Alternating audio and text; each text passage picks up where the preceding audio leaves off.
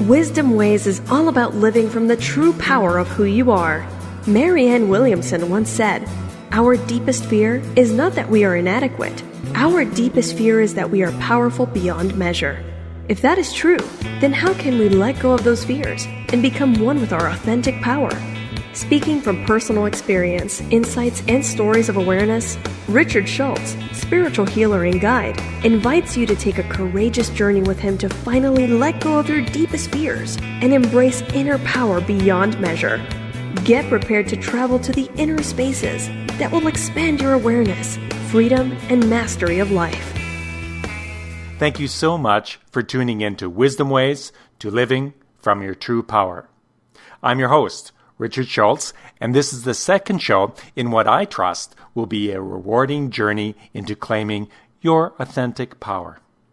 In the last podcast, we talked about personal power, what it is, and how to own and embrace your authentic power.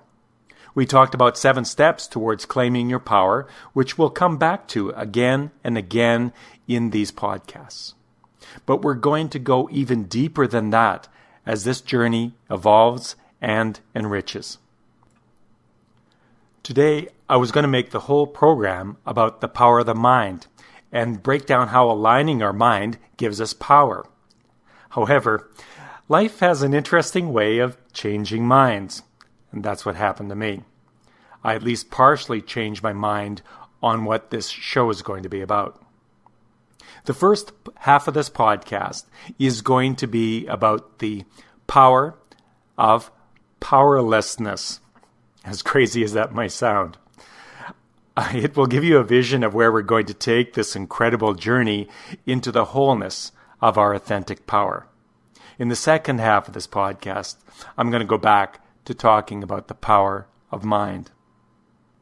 Let me tell you the cool story that changed my mind somewhat on what the theme of this podcast was going to be about today. It seems that no matter how much personal work we've done in our lives, life has its challenges and circumstances that can throw us into a rut or get us feeling stuck. Well, life threw me one of those zingers just the other day, and I ended up going into a poor me mood. Have you ever had a pity party? I was having one of those. You see, I'm going through some of my own life transitions, and for the most part, I've been doing really well and capturing some amazing gifts of power through the whole transition. I've been grateful for it. But then the other day, I got stuck in the poor me. So I took a break from the work I was doing to see what I could do to shift this mood. I couldn't put my finger on what I was doing or being that was draining my power in this poor me. So I went for a walk to contemplate this. It's strange how life works sometimes. Just when we declare that we're going to stand for something or teach something to others, we get the teachings ourselves. Through this podcast series, I decided to teach about claiming authentic power, and suddenly I was confronted with an interesting aspect of where I was not embracing some of my own power. Teaching is also about learning, and teachers usually find that through their teaching, they're actually engaged in learning more about their topic and teaching themselves. I guess that's what I'm doing here in these podcasts, learning myself. No great surprise. So, in my usual way, I first tried to identify the source of the feeling I was having. As I was walking, surprisingly, the word that came to me was actually powerless. So I'm here having a podcast about being powerful, and what I'm not claiming or what I need to claim is powerless. Interesting. I was feeling powerless. I instantly knew that the solution to shift my mood was actually to embrace that I was powerless and that I had lost power by avoiding and hating being powerless. I know that sounds crazy to you at this stage of the podcast, but it is an amazing example of what our journey to authentic power is all about. To reclaim our power As you will learn in future podcasts, we need to even turn towards energies that we hate or can't stand or trigger us in order to claim the hidden power that was lost there. With all my personal work over the years, I realized that I had never embraced being powerless. In fact, I hated being powerless. I had embraced all kinds of energies, including victim energy, but never the energy of powerless. I had always fought against this. Let me explain a bit, because I don't want to lose you. We've jumped way ahead of ourselves, and I wasn't planning on getting into these kinds of conversations for about 3 or 4 podcasts from now. Remember, the first podcast, when we talked about the dreams of going into rooms and secret chambers under my house? Well, those rooms were a metaphor for places where I had lost my power, and I was going on an adventure to open those rooms and claim the power and gifts that were in them. In these rooms are different energies or sources of different kinds of power.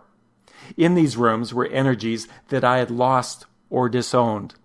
These energies were both what I might consider light and as dark. It's easy to understand how energies like love, joy, gratitude, worthiness, innocence are good things to claim, and we know they give us a sense of personal power.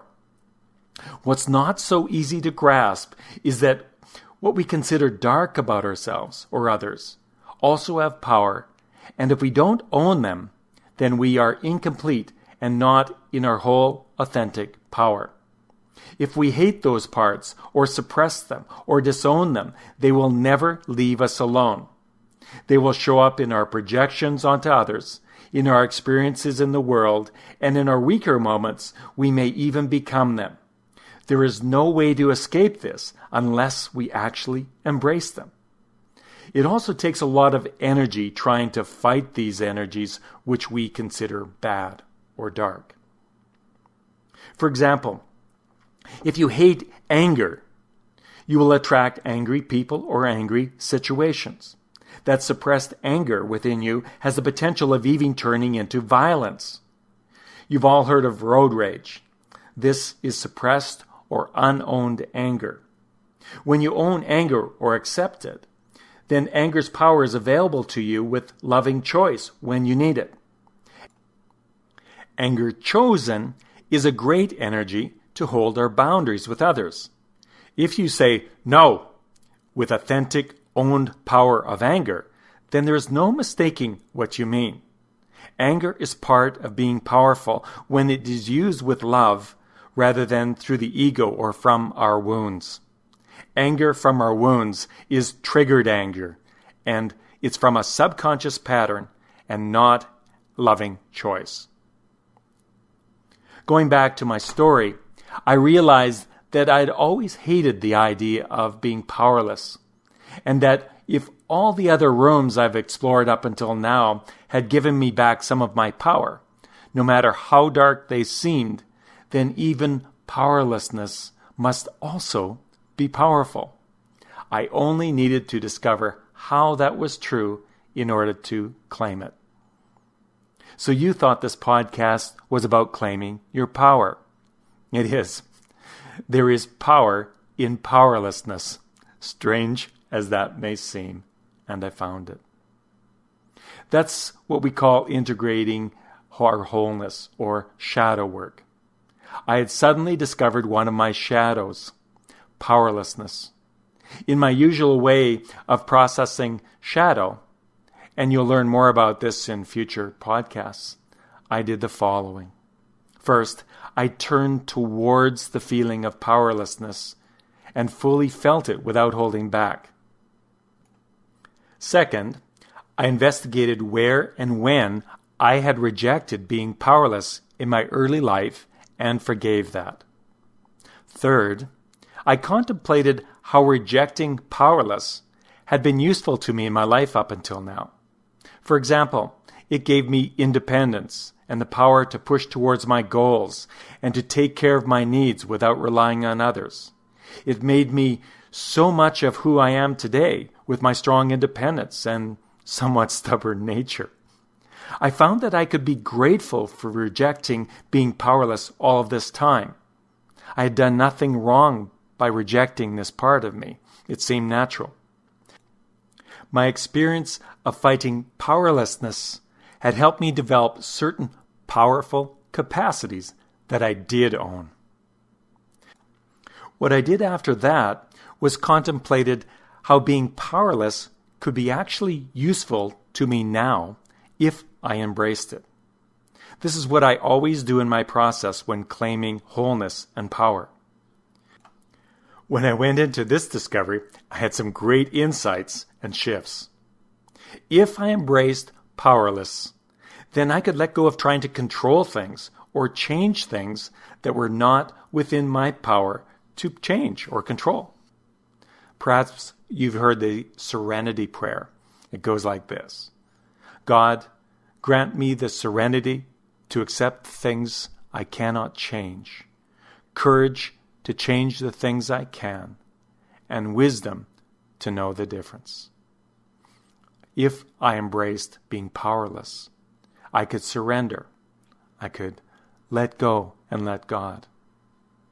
Remember my story in the first podcast, where I said how hard it was for me to surrender. The most amazing experience in my life happened because I felt powerless and completely surrendered to a higher power. But in that situation, I had been driven to the depths of despair before I would give up my power. By embracing powerlessness, in the future I could let go of what I could not change, and life would be a whole lot easier if I let go of that resistance. Powerlessness allows me to easily fall into acceptance and surrender. Our ego tends to have power, but it doesn't. It lies to us. The ego tells us that it has the power to change situations, even when it doesn't. Authentic power does not reside with the ego. And when we realize the ego has no real power at all and embrace powerlessness, at least of the ego, we get greater access to our true power, the power of choice and our divine power. So with these discoveries, I embraced powerlessness and then surrendered. I began to pray and connect with Spirit in the attitude of acceptance, gratitude, and surrender. And then a small miracle happened. I saw a bird. It looked something like a woodpecker, a little smaller, sharp beak, and it was about 5 meters away from me in the trees. An inner voice told me to lift my hand up and call this wild bird. Immediately, the bird flew over and landed in my hand. Instantly, my pity party was concluded, and I fell into tears of joy and gratitude. I had reached out for help in the attitude of full surrender, powerless to change what my circumstances were, and I received a divine encouragement I needed. There is authentic power within all of us that has the power to move the mountains of our lives and connect in profound and loving ways with all of creation. But this power is not of the ego. It does not need to force things. It is more akin to acceptance, letting go, love, joy, worth, truth, and freedom. It has a higher sense to it and resides in the now, not in the past or future. In this higher sense of power, synchronicity, miracles, and flow are the norm. In my podcast plan, I had no intention of taking you to this level of understanding the work at this stage. I wanted to teach you about a bunch of other things first, which are important as a base of understanding. However, I'm grateful for this new story because it allowed us to fast forward briefly to give you a vision of where we're going on this journey with power and wholeness. I have a ton of other stories to tell you about in this profound journey into claiming all of our dark and all of our light and the power within it all. It's time for us to take a short break. When we return, we will look further into what you can do to discover how you are losing aspects of your own power.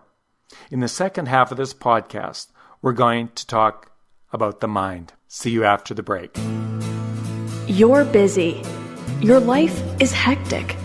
But if you take just a few minutes every day for yourself, you can improve your relationships, health, success, and self-esteem. All you need to do is join Richard Schultz for his online course, The Refreshing Beliefs Method. You'll learn how to release fears and how to use your whole mind to achieve your goals toward a better life. Join Richard Schultz online today at refreshingbeliefs.com. Get back in charge of your life. That's online at refreshingbeliefs.com. Welcome back to the second half of Wisdom Ways to Living from Your True Power. Before the break, we talked about powerlessness and how I gained power by embracing powerlessness. This is shadow work. We also talked about ego power and how the ego is powerless to change things. Ego will lie to us, tell us it is powerful, but it is not the authentic power that is within us. You heard from my story that to find true power, there is often a surrendering or letting go of control of things that we cannot change. In this surrender, we can get greater insights into the truth. Now, we're going to talk about levels of power in terms of the mind. We're going to talk about the conscious mind, the subconscious mind, and the superconscious mind. You've had some exposure to those already in my story. There are other levels of mind too, like the collective mind, or what we call collective consciousness, or even the collective unconscious. But we'll leave those minds to another topic in the future. In my story, you noticed me using the central power of making a decision, a choice. Choice comes from the conscious mind. As human beings, this is where our power is. Earlier in our evolution, our subconscious mind owned all the power and controlled most of our lives. To a large extent, it still does. About 90 to 95% of what we do is about subconscious habit. The powerful subconscious mind runs habitual programs or beliefs that we received earlier in life. These beliefs create our behaviors and act as filters on what we experience in our world. This happens whether these programs are healthy or not, empowering or disempowering. We repeat old patterns, get lost in limiting emotions, or don't step into doing certain things we want because of subconscious beliefs that work against us or seem to limit our choices. The subconscious mind has been measured at 1,000,000 times more powerful than our conscious mind. So basically, if we try to use willpower, which comes from the conscious mind, then we usually fail. Willpower is usually not enough to overcome the habits of the subconscious mind. Instead of trying to push through a new habit, which is like trying to push a train sometimes, a better strategy is to reprogram the limiting subconscious beliefs and let the subconscious mind just run the new empowering program. The problem is, most people don't know how to reprogram their limiting subconscious beliefs and therefore feel trapped in old patterns that they don't like but feel powerless to change. What limiting behaviors do you have that, try as you might, you cannot seem to change? Have you tried to lose weight, but then just gain it all back? Do you get triggered by certain people or events again and again? Do you have patterns of fear or anxiety that just won't go away? What else? If our subconscious has been programmed with not good enough or not worthy or not lovable, then we will behave that way and will attract or notice experiences that justify those thoughts as true, even when they are not. If we want to own our power of choice, then we need to choose to reprogram our subconscious mind to support our goals. The problem is most people don't know how to do this, or they forget to do it, or they do not know that they need to do that. Instead, they resort to willpower or just give up. They feel powerless. But in this case, the feeling of powerlessness is not about the things that cannot be changed, but the things that can, if they only knew how. Let me give you an example of this in a quick story of a friend of mine. My friend had a phobia of cotton batting. You know, that fuzzy cotton that gets stuffed into the top of pill bottles or vitamin bottles. She had an intense fear of this. She couldn't go near it. If she knew it was in the same room as her, she would get a panic attack or need to get someone to take it out of the room.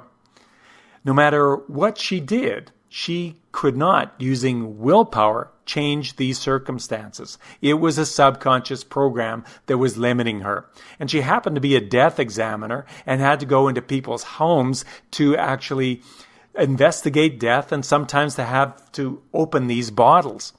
And she'd have to give these bottles to a policeman or someone around her to say, hey, can you open this and make sure there's no this cotton batting in the bottle? Because if it was there, she would get a panic attack. Well, she was an intelligent woman. She knew consciously that this was not dangerous, but her subconscious mind had this program. Just like we all have programs in our life that seem to prevent us, no matter what we do, from taking action in our lives or changing circumstances. We need to change the subconscious program if we're going to move ahead, because willpower often isn't enough. Well, we changed this belief for this woman, for this friend of mine, and it instantly changed. Everything around it changed. She was off at work and she grabbed a bottle, opened the top of it, pulled out the cotton batting, and then realized what she had done. Even all her protection mechanisms, like giving the bottle to someone else, was gone. This is the power of the subconscious mind and beliefs when we're running new, empowering beliefs on automatic. Dramatic, miraculous change seems to happen when we have empowering beliefs that are supporting us rather than limiting us. We've all been programmed. Most of the subconscious programs are useful ones, or we wouldn't be here today. However, some programs, like the fear of cotton batting, are not that useful. The subconscious mind thinks it is protecting us and keeping us safe in these moments, but it's not. It's just faulty programming or a virus in this powerful supercomputer of the subconscious mind. We all have lots of these viruses that can be cleaned up if we only knew how. I'd love to tell you right now how you can rapidly and effectively reprogram your subconscious beliefs and emotions. But unfortunately, it's not so simple to explain in this podcast format. If you'd like to learn how, I invite you to check out my extensive online e-course called Refreshing Beliefs that you'll find on my website. Or if you have a certain belief that you need help changing now, just book an appointment with me. I'd love to help you out. The subconscious has served us well and still does. It is powerful, and it creates reality on automatic for us. It protects us. As I said, it will run upwards of 90 or more of our life experience on automatic unless we choose to intervene with awareness and choice from the conscious mind. If we do not use the awareness and choice-making of the conscious mind, then life is like living in a trance. If we do not choose to be aware, then our life is only a dream for which we have no control. We might feel like a victim of life rather than the co-creator of life, at least in some areas where we have some limiting subconscious programs running. But what would it be like to be lucid in this trance or dream of life? Instead of just watching the film of life go by without any impact, what if you could actually be awake in the dream and influence the dream moment by moment. Consider for a moment your nighttime sleeping dreams. What if you could be aware that you are dreaming while you're dreaming, and then shape your dream world as a co-creation rather than being a mere character in the dream? What if you could control your sleeping dreams so that the dream is not happening to you, but from you? Some people can actually do this. You can train yourself to be awake in your sleeping dreams. But you can also train yourself to be awake in the waking dream of life. But it takes some practice. Spiritual circles call it awakening, or awareness, or consciousness. Consciousness is the stage of evolution where humans are now. We are being called to be aware and awake of who we truly are and our authentic power. Consciousness is a function of our conscious mind. It is the seat of our power, but we need to choose and practice it. Back to my earlier story, I noticed a subconscious program happening and an emotion of powerlessness taking over me and disturbing my life dream. Since it was automatic, I knew it was in my subconscious and that I was playing an old program that was not empowering me. I investigated the feeling of powerlessness by turning towards it and feeling it and watching it until it gave me insight and understanding, and it finally shifted. I also chose to connect with the superconscious mind, or the spirit mind within me. I surrendered and asked for its support. Then I chose to follow the directions I received from that inner voice, which was to reach out my hand to receive a beautiful gift from Spirit, the bird landing on my hand. In my process of change, I chose to be aware of my feeling of powerlessness. I decided and intended to investigate where it's coming from and shift and release the energy. I chose to ask my superconscious mind for insight and support. I then received the support and insights from the superconscious mind. I worked with the subconscious. I honored it and what it was trying to do for me. I embraced the part of me that I did not like and found its gift of power. I chose to act on the guidance of Spirit and reached out my hand to receive the symbolic touch of a bird. The whole experience lifted my spirits, and I gained power in powerlessness. The feedback of the bird reminded me not to try to control everything. There are times to just let go, ask and receive from higher power. I decided to take the lessons from this and be more conscious of putting surrender into practice in my life. You can see from this description that each step involves a choice and decision. That is why power resides in choices and decisions. Here, in this experience of life, we are experiencing, among other things, the use of the power of choice. No matter what is going on in our lives, there are choices. If you do not feel you have a choice, then you're giving away your power. Try talking to a coach or a mentor to help you expand your choices, and you will have expanded power. Then step into your decision and take the appropriate action. You will notice in these examples that to make effective change in our lives, it is all about using the appropriate power of all the minds and aligning them to our goals. The conscious mind has the power of choice. The subconscious mind has the power of habit and is 1,000,000 times more powerful than the conscious mind in helping us manifest our goals automatically. We want the subconscious mind on our side with supporting beliefs and emotions rather than beliefs that are working against us. We can choose to reprogram the subconscious with these empowering beliefs. We also want to align with the superconscious spirit mind.